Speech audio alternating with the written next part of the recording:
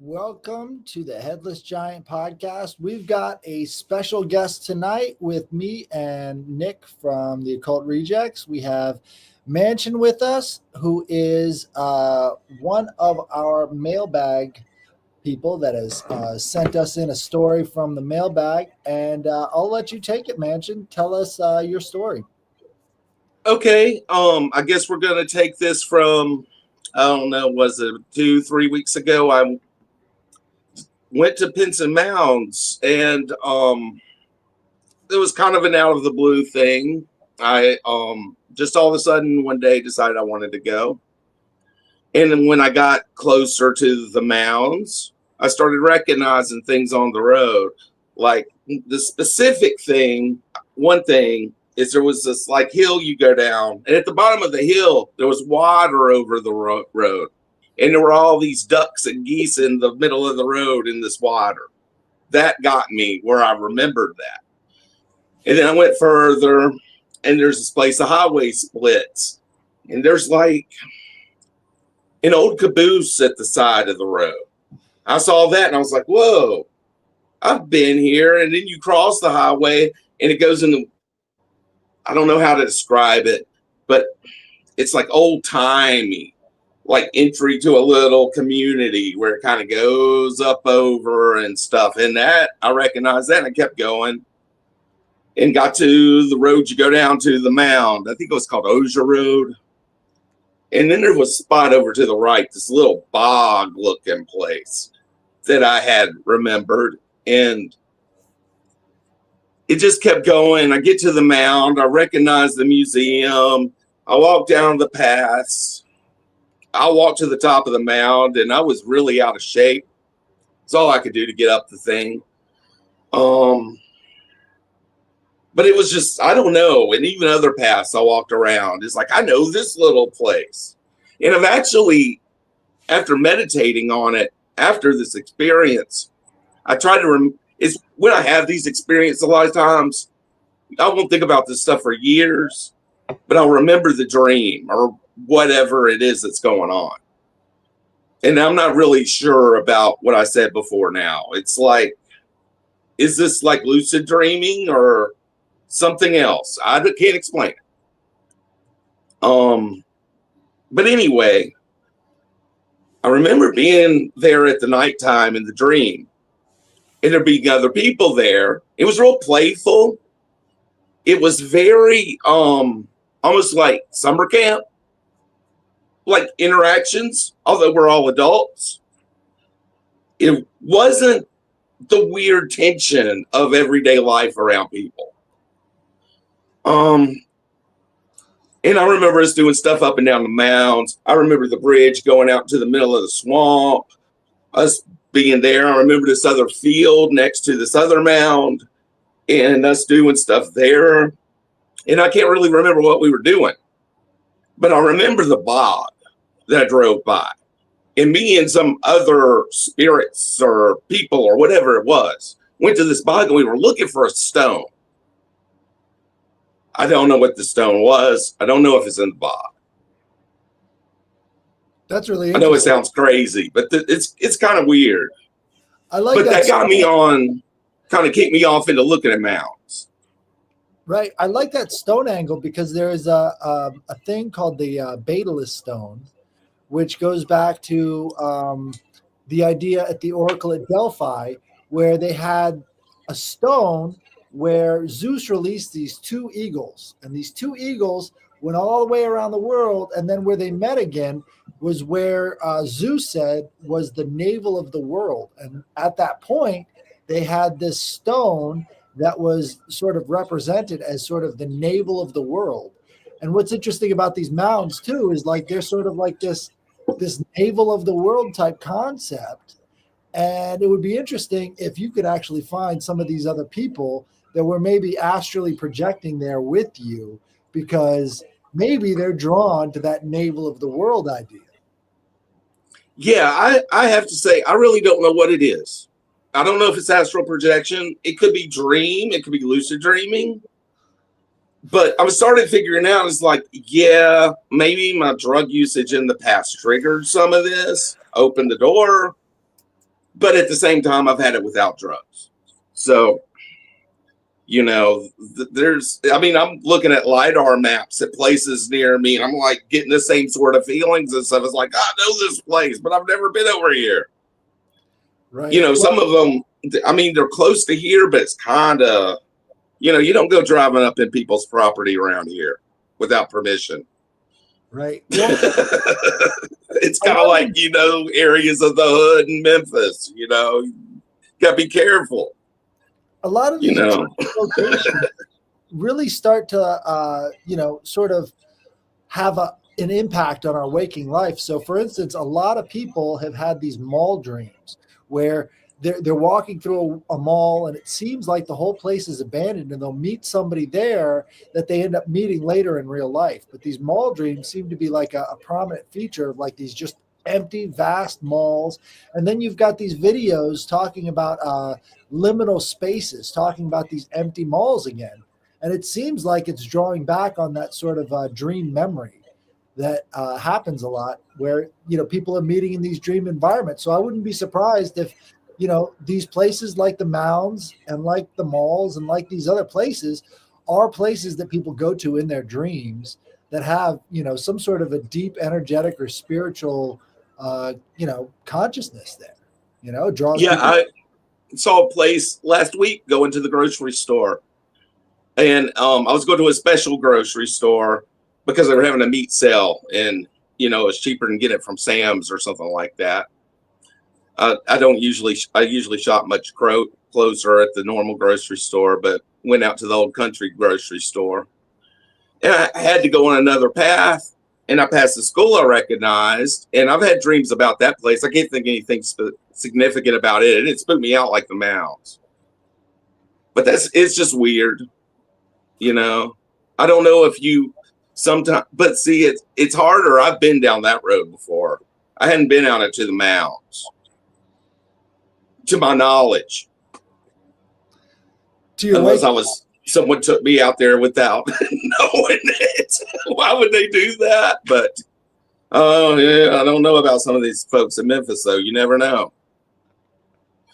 You got Cosby. You got Cosby. Somebody slipped you a Mickey.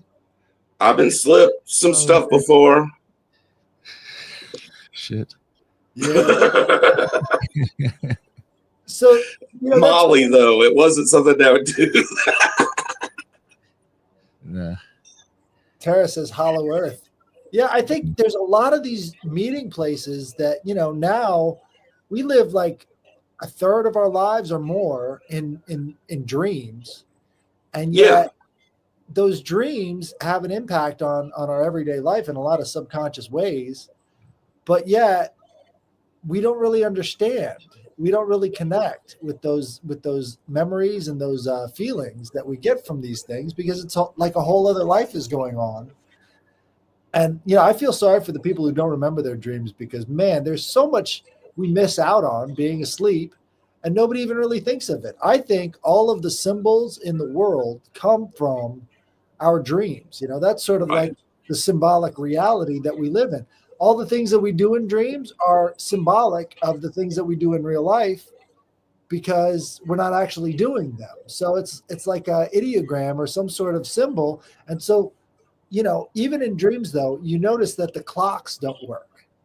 You notice that there's a lot of numbers that aren't necessarily present in the dreams that we can, you know, normally see.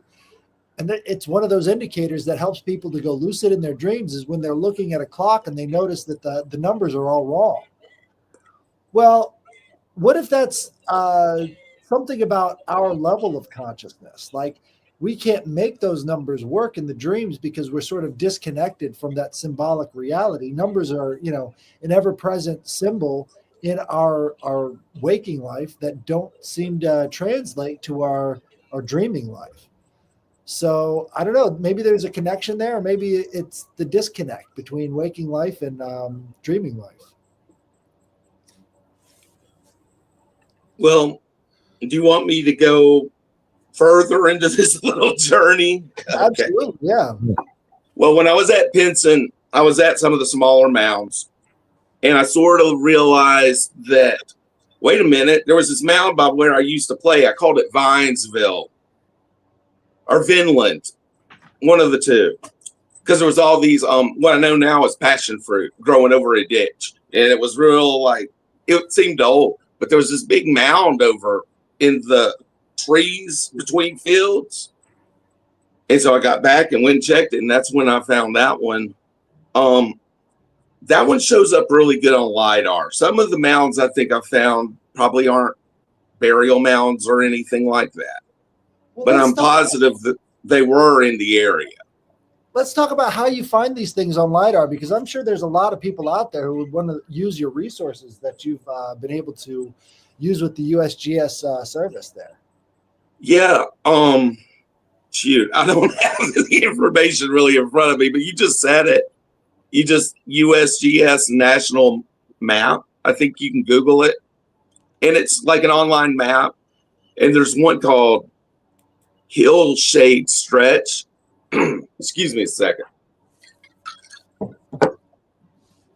And it seems to show up really well. It kind of has you have a bump map sort of thing that shows you the geography. And it's like you might have the sun shining where it kind of casts shadows. Sometimes you can pick up stuff like that. Okay, so you get onto the USGS and you're scrolling through the maps of the places you've seen or you've experienced in dreams and stuff. And what you end up seeing is the LiDAR mapping of those places. And you can actually see the indents or the protrusions that are happening in the forest cover. Right. And it seems like I even have, I don't know if Nick's got the stuff where you can show it, but the horseshoe mound. I have memories of going to that place, even though I haven't been there yet. Let's see. Do you know how to control that, Nick? There we go. Right. Yep. So this is the mound that you sort of had a connection to. Right. I haven't been there yet. But yeah, it kind of triggered feelings. Like I remember being there with some redneck dude. Yeah, I'm just saying that because that's how it is here. You know, I'm not exactly 100% redneck. I never have been, but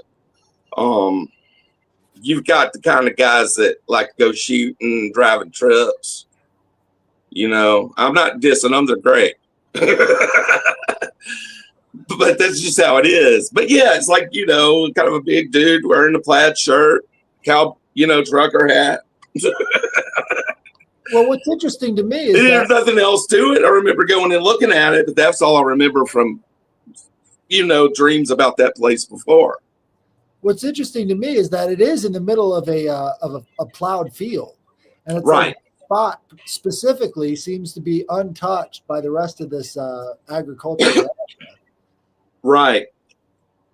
Yeah, there are definitely some things. This is like the most grand one I found in the area I'm in. But there's lots of things that show up looking like what I found, and it's actually bigger than some of the smaller mounds because I went to LiDAR at Pinson too, just to know what I'm looking at on the LiDAR. I'm like, well, this is a good reference. And yeah, like the one that's kind of behind me back here, about 2 or 3 blocks in city, distance. It looks about like that size. So that's not going to be huge, I wouldn't think. It could be bigger than I think because that one, comes up to about my neck. Interesting. So, and it's pointed direct north. Nice. Yeah. That seems to be a factor, is these directional indicators, because I think, all of these mounds were built in reference to the stars, in reference to the cardinal points, and being able to, really tell them for what their purposes are. I think that really does come down to a lot of the directions. Also, do you ever do any dowsing? I haven't. My granddad did. I believe we have well water. I believe he found it. If you get a chance, go out to the mounds with a couple of copper rods and see if you can get some indicators. Just I mean, dowsing is really easy. All you're doing is just, keeping focused on what you want to find, keeping focused on that, and then just sort of letting it as you walk back and forth. And you probably find that redneck out there too while you're doing it. Well, it's not like a bad experience in that dream, so it's a little encouraging. And a lot of times, my family's been in this area going back to my granddad. This was Granddad didn't live very far, so. And I, became an adult, moved to Memphis, got in a lot of trouble, and actually, my sister moved to Oregon, and her house was available. I bought it from her. I was like, I want to get the hell out of the city. Right. Well, you can actually find a lot of things with dowsing. Some people use them for treasure hunting. Some people use them for finding water. Some people use them for finding the earth energies. There's a really good documentary about it in England where they're showing you it's not just the dowsers. They bring their compasses out there too, and the compasses go absolutely nuts. So these different sites have real energetic qualities to them that are different from the other places, which make them very interesting kinds of places. There was another one. If you could scroll through the other pictures, if you got that. Yeah, that's what it looks like from the regular satellite view there. So it's pretty hidden in there. I mean, you can't really see it at all under those trees.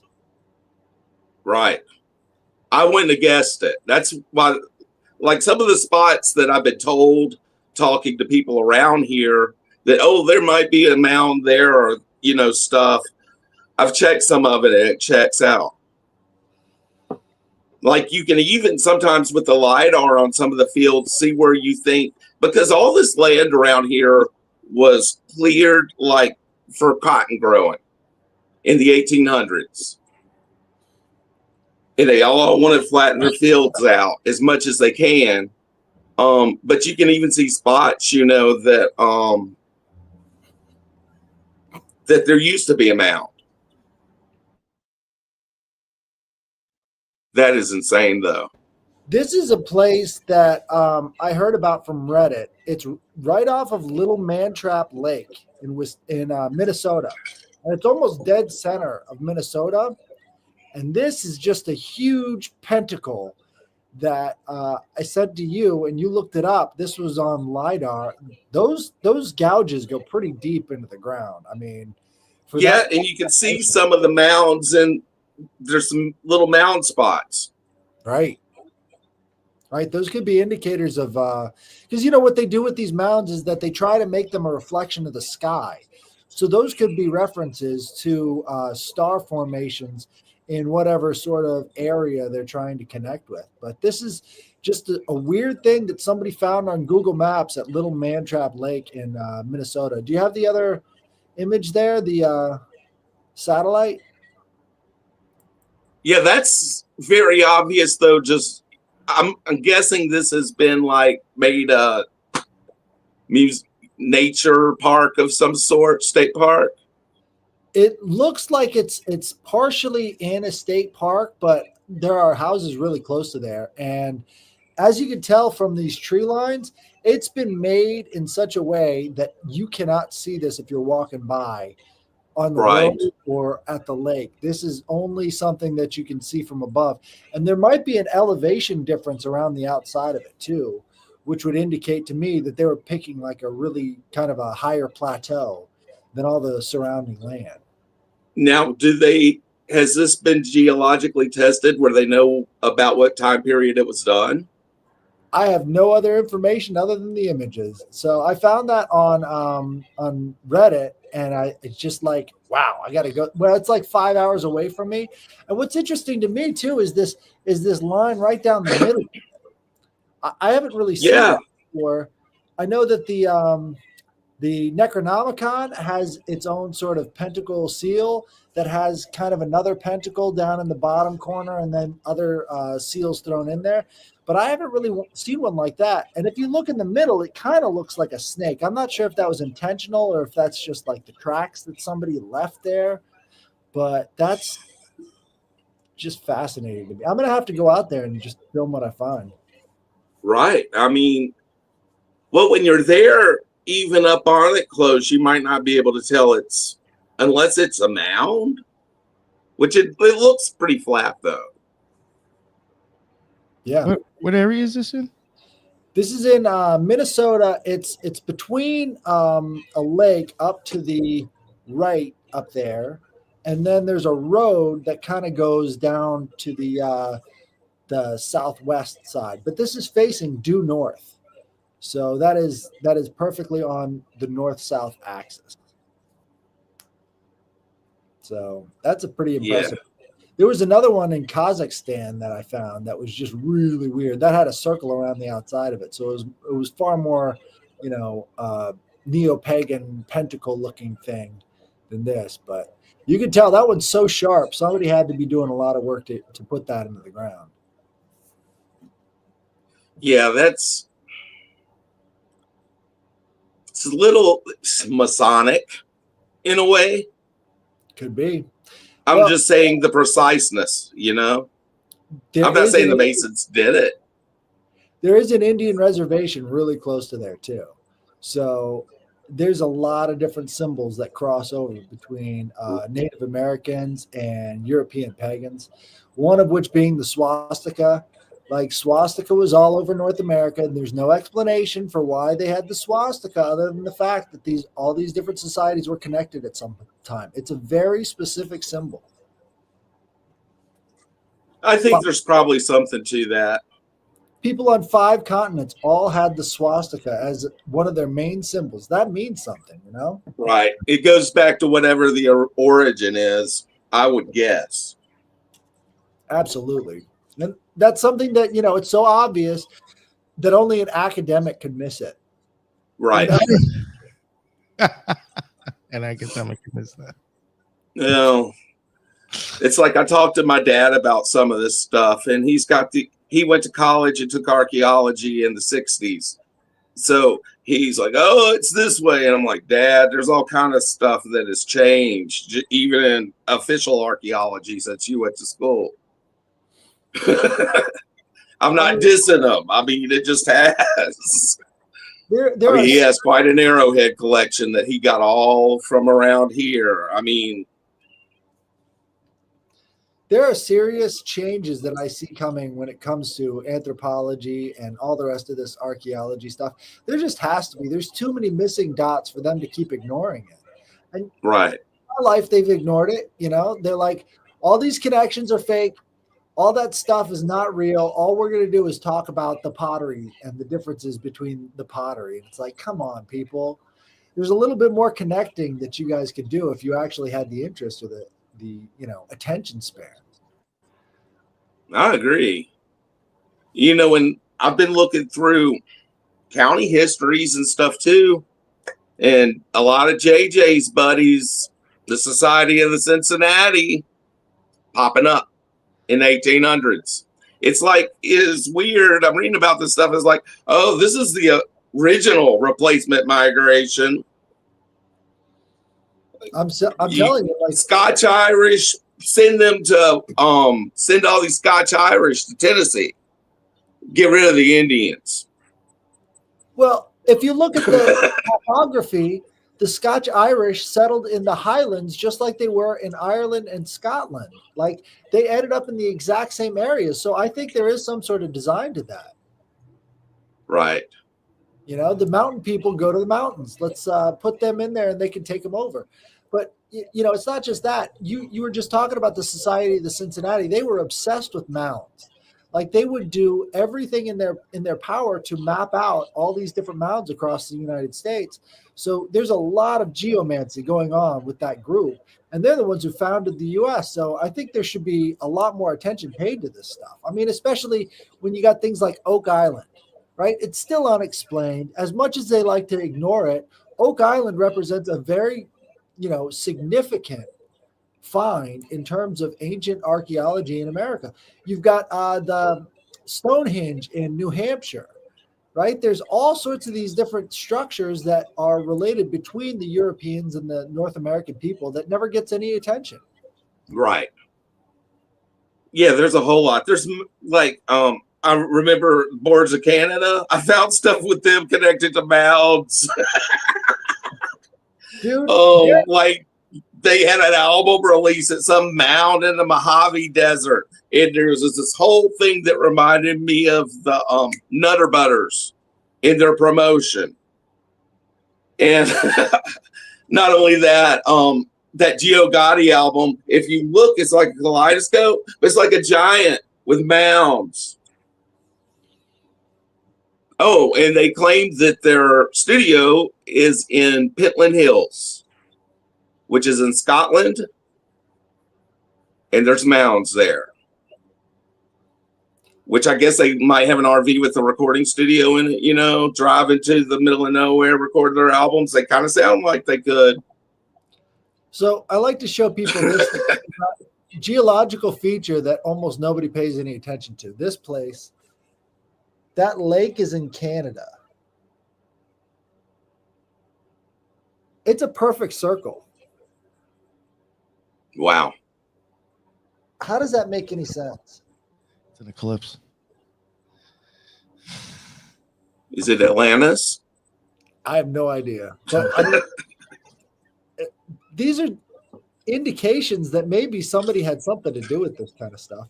And if you take Oak Island and you take these mounds and you look back in European history, they have mounds for the Nephilim, Gilgal Raphaim in Israel, right? And so it's a regular mound like you would find in North America, and it's right there as a temple to the fallen Og, I believe, one of the giants from the Bible. It's like, that's kind of strange. And you've got the giants over in North America too. Like maybe this place was completely different from what we remember. The mound back here is big enough for one. Lengthwise, it's like oblong. But yeah, I would say the thing's 12 foot long, the mound. Right. And you've got other... I haven't measured it. Have you ever heard of the skeletons of Lovelock Cave? It sounds familiar. Yeah. The skeletons in Lovelock Cave were, like 12, 13 feet tall. And they were sent off to the Smithsonian, and the Smithsonian lost them. Well, according to Dr. Greg Little, the Smithsonians had to give all that stuff back to the native peoples. If they have or not, I don't know. So if the native peoples don't have it. From the stories of the native people, they did not like the giants at all. There's so many between them. So if you did give them back to them, you're never going to see those things again because they hated those motherfuckers. Yeah, they claim they were cannibals. Right. That's what a lot of people, they might have been. It lines up. Right. A lot of even back to English giants. Right. And the way that they tried to cover up that that whole incident was they had a bunch of pranks, right? They had a bunch of people who made hoax giants. And they said, no, everything was a hoax giant, just like this one over here. And it's like, every one of them, all it needs to be is just one skeleton. And then that just disproves your entire theory there. But I mean, that's so devious for them to go out there and actually fake these giants as a way of throwing people off the set, Speaking of fake giants, dinosaurs.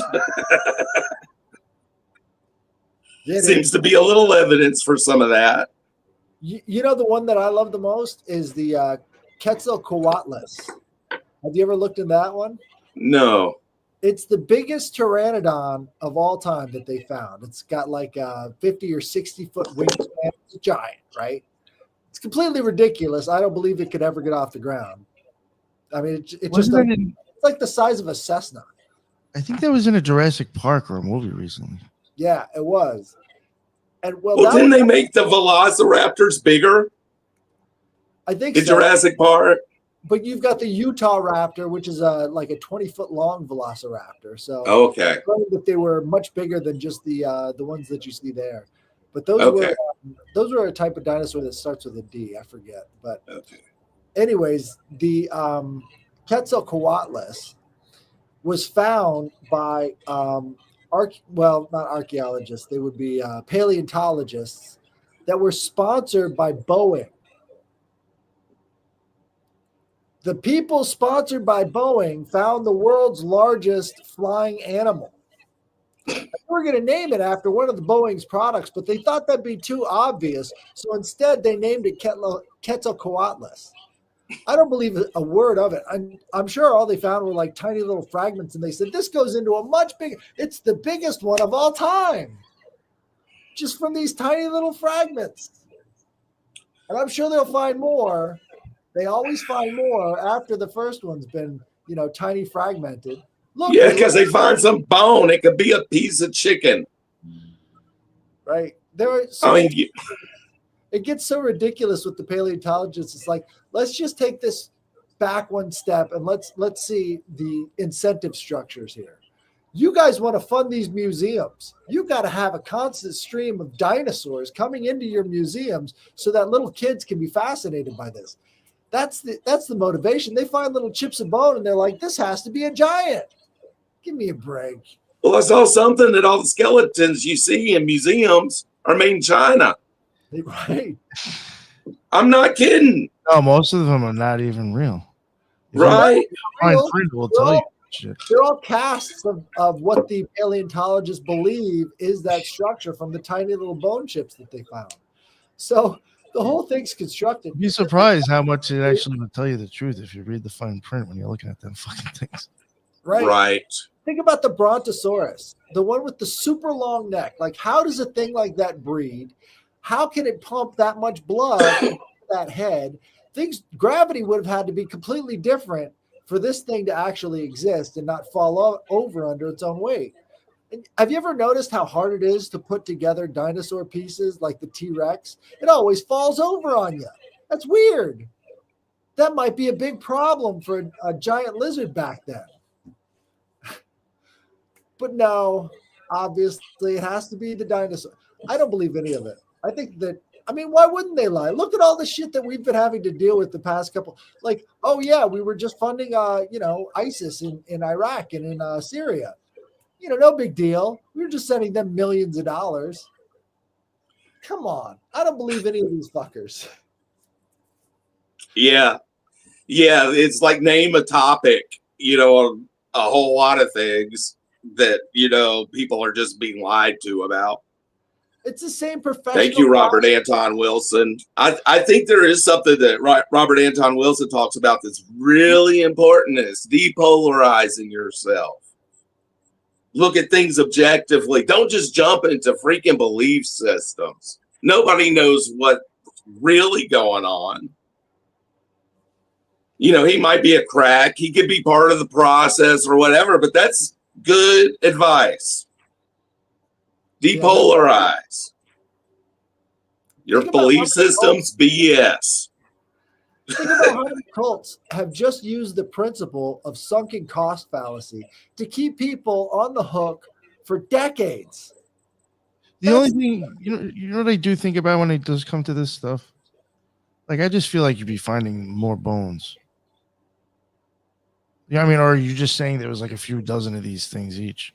Because it doesn't seem to be much. Like, how come people aren't finding this shit when they're going to like build houses and they're fucking digging for foundations? Right. It's only in specific areas. Yeah, it's only a few. So, I'd actually believe that there was like some scientific experiment gone wrong in the past and there was only a few of these fucking things and they end up dying. I believe that over like, these things roam the earth for millions of years and there's hardly any fucking bones for anything. Well, they claim this place in North Dakota is like the ultimate bone field for the U.S. And so they claim that a lot of different bones were deposited there and a lot of different animals supposedly lived in that valley a long time ago. But, it is in one of the most unpopulated areas of the entire world. So nobody's watching what they do out there. They're never digging this stuff up in somebody's backyard and saying, we found a T-Rex in a neighborhood. Now, it's way away from the neighborhoods. So you don't actually know what's going on out there. And there's a lot of grant money that they get thrown because they find these huge bones. It's really easy to fool people. I'm sorry. It really is. It is. You could fool people with Mounds if you wanted to. Imagine the museums don't even know and they've gotten swindled by some people. Oh, you know they have. I hope it's gone down like that because that's fucking hilarious. You know that they're The probably motherfucker's like, yo, all that the shit ain't time. even real, and I got it in there. I think it was found out a long time ago. The older it is, and the more people want to believe in it, the more real it becomes. So Yeah. people have been clinging on to, really bad evidence for Noah's Ark for a long time. Jurassic Park came out, and some guy saw a chance to swindle something into the Smithsonian. Yeah. Beliefs about the past are big business. I'm serious. I mean, if you think about it and you break it down in those terms, that is the biggest businesses in the world. Beliefs about the past. I don't know. There's something to the Mounds, though. And I don't. Do you want me to get into what we talked about on the whatchamacallit on Twixter? Sure. Go ahead. So I grew up in this house when I was about 3 years old. And this house was built in 1830. And I remember being a little kid and seeing little dwarves under the front porch. And then it became a recurring nightmare. And then I remember a little later waking up and seeing these tall beings that look like kind of like ringwraiths. Maybe not as rough looking, but black robed creatures. My sister used to wake up screaming every night about 3 a.m. And my brother-in-law says she still does it. My mom saw wolves in the house, like kind of turning on fire. And I remember one time the radio came on in the middle of the night, not being plugged into the wall or any batteries, and I buried it in my toy box.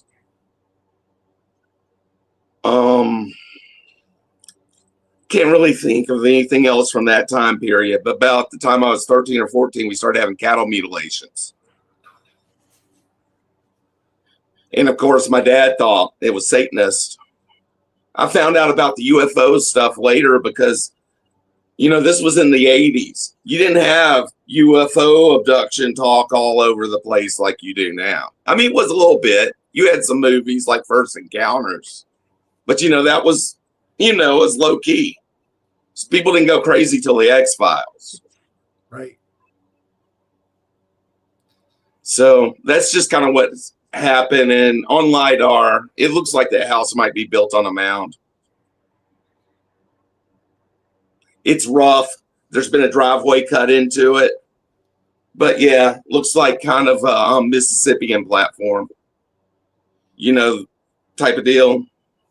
Well, did you know that the house where they signed the Federal Reserve Act on that little island, that was built on top of one of the biggest sacrificial burial mounds in the United States? Like, there were bodies strewn all about that mound. And that's where the Rockefellers went to sign the Federal Reserve Act into law.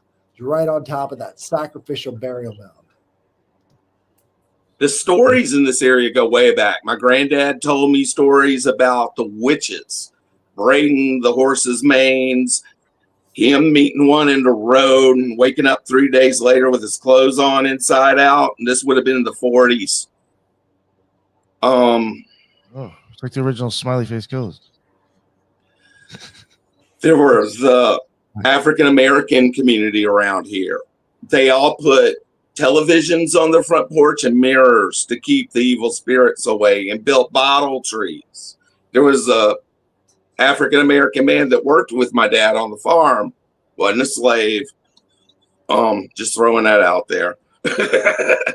But he slept every night with a silver spoon on his head to keep the witches off of him. Which these witches kind of sound like the same sort of paranormal, what people say UFO. Who knows what it is? the Jacques Vallée / Carl Jung explanation for UFOs. These are all projections of the subconscious mind, and like having them change from little people into UFOs. That seems pretty rational if you're like a non-physical being that can take different shapes, and fuck with people in really spiritual and physical ways. That's what I think this is. It's got to be. I mean, they first presented to me like these little cute, elf dudes. And they all saw me and they pulled a bottle out and drank it and disappeared. Well, I shit you not. You know what they say? And I wake up, I'd be in my 20s and have the dream of this and just sit straight up in my bed. Like, out of breath. I mean, like a nightmare, but it's really not that scary. You know what I'm saying? I was laughing at that. It's weird. Nick's like, what the hell? Yeah, the guy said he sleeps with garlic under his nutsack. Oh my. There's a big mound of Wilshire. Oh, there we go. Yeah, there it is. That's how you keep people away. Yeah. Oh, definitely. That's how you keep everybody away. So I don't really know what else to say about it. I mean, I hear stuff knock in my house because that mounds are right around here, which I could be full of shit, but I know that I've experienced supernatural things. I'm just trying to get to the bottom of that. I want to know. I mean, after a while, you just want to know the truth. Right. You don't want some, it's demons or it's this, it's that, it's aliens. No one knows.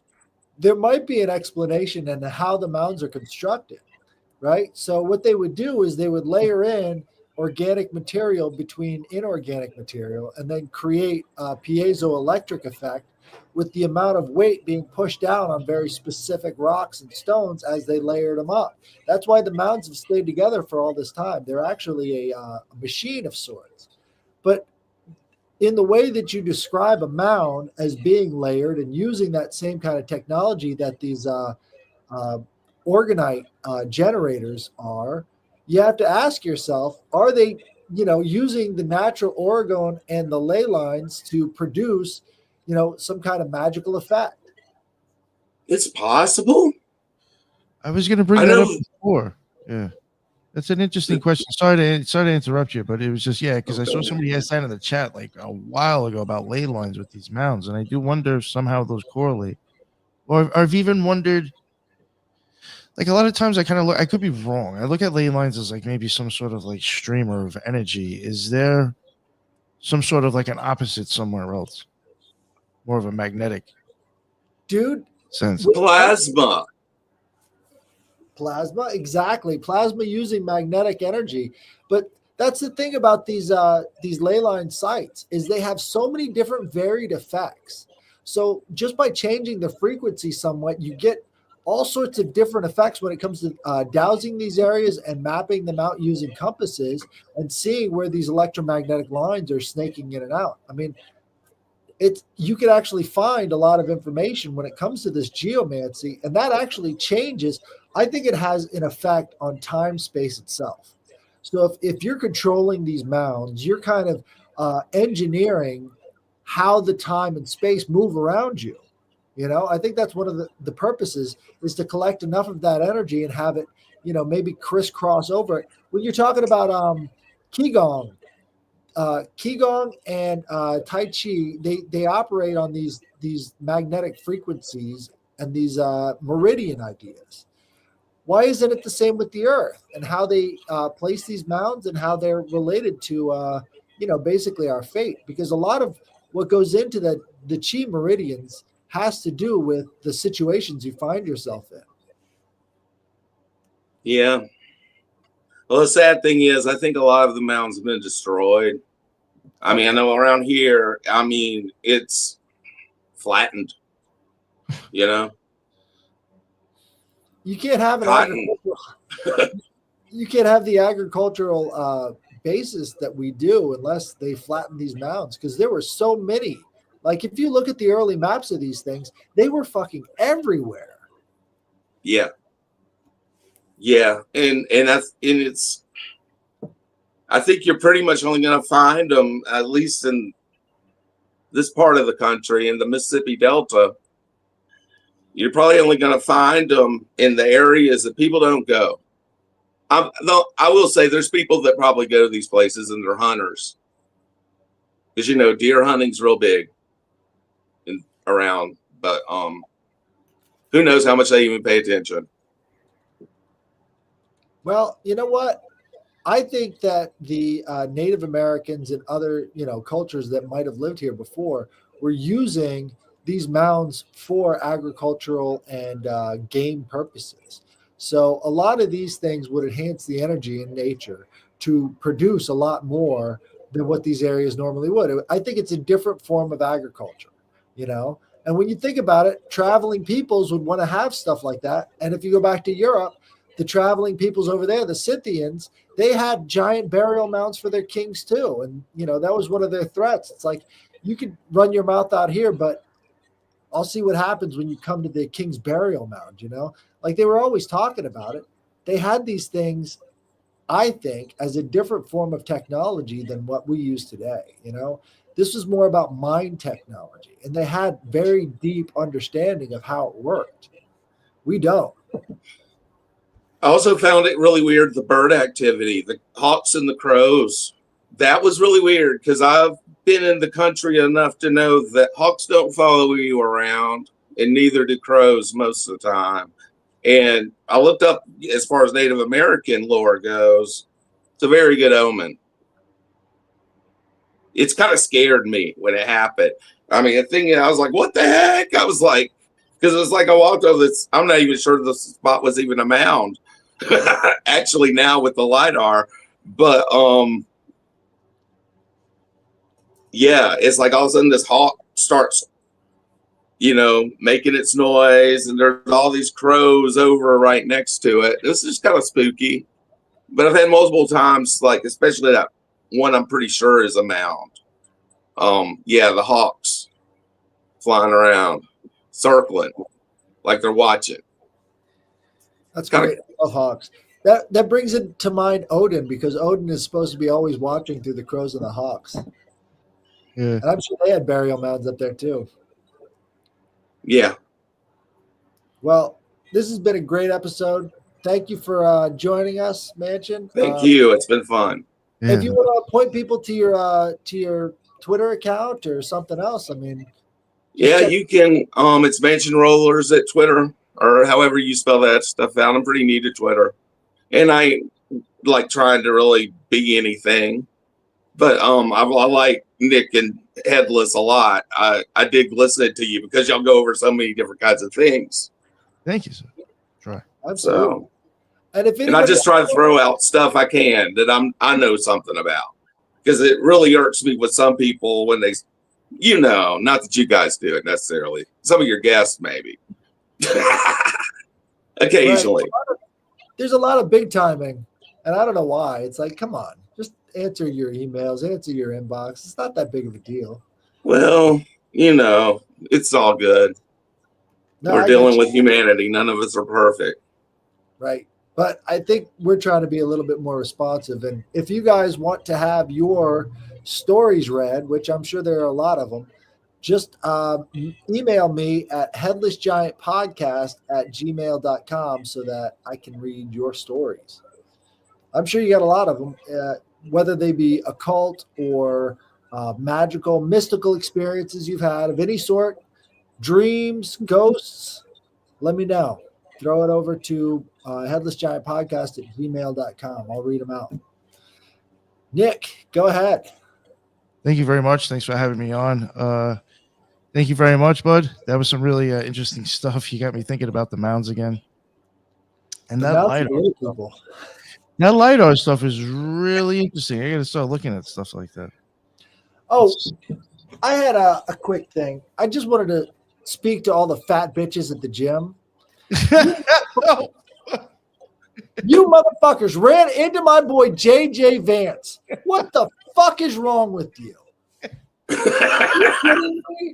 After everything he's been through, you're not going to watch your massive butt as you're walking around the fucking gym. That thing is right under control. You should be in the gym. We all agree on that. But watch where you're going. Maybe they shouldn't have left yet. Fuck. That's me. That's awesome, dude. That is fucking funny. Yeah, JJ got a hit and run, unfortunately, going into the gym. He's back out of commission again. Yeah. Actually, I'm gonna see him tomorrow. I'm gonna see him tomorrow, actually. So I'll let you know how he's doing. Yeah, but thanks for having me on again. That was some really interesting stuff, but I'm gonna have to start looking at that Lidar stuff, like I was saying before. Thanks for having me on again. The Occult Rejects on all major podcasts, BitChute, Rumble, and YouTube, and we also have occultresearchinstitute.org. Check that out. Thank you. All right. Thank you for joining us, everybody. The chat was great. Hell yeah. Like and share this if you like it. I mean, give us a follow. Do all the rest of that stuff. Thank you. I'll see you next time.